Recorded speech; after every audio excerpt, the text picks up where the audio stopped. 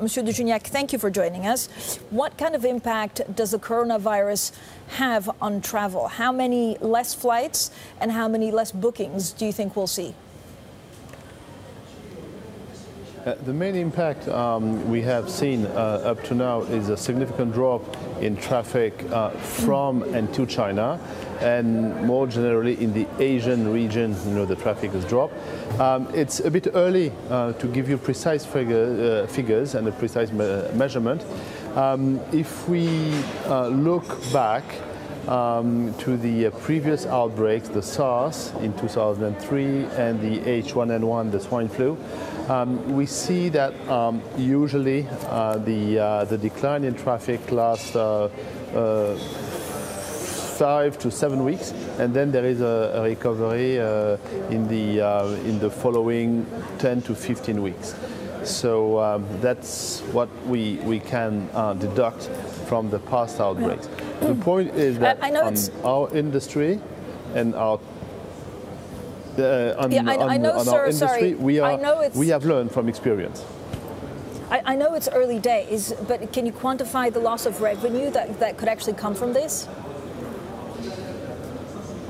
No, it's too early now, because if we look back to the two previous outbreaks that I was mentioning, there was a significant difference in the profile of the curve of the passenger demand, of the traffic, and so the impact has been significantly different. So it's a bit early now to give you a precise figure. There will be a negative impact, but it's too early to give you something definitive. How much positive news will actually come from oil? So we saw, because of the coronavirus, that China is possibly using 20% less oil. Is that a plus and a benefit to the airline industry? So there is a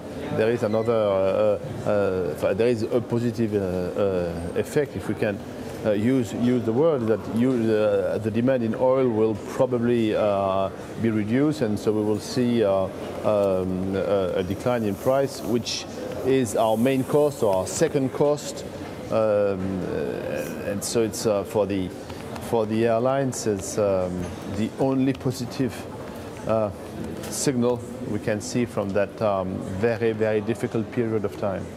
The point you must keep in mind that we have learned from experience. So we have given, and we will give to our members, some guidelines, some elements, and to the airports and to the civil aviation, following the WHO guidelines. We can give them a lot of measures, to contain the influence of the outbreak and to ensure that it is still very safe to fly.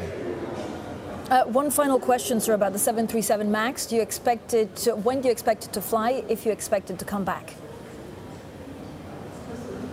That's a difficult question for me, because it's the decision for the 737 MAX is in the hands of the regulators, so the FAA, the IATA, the Chinese civil aviation.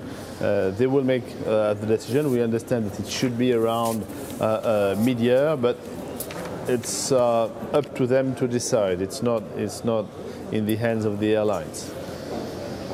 All right, thank you so much for joining us.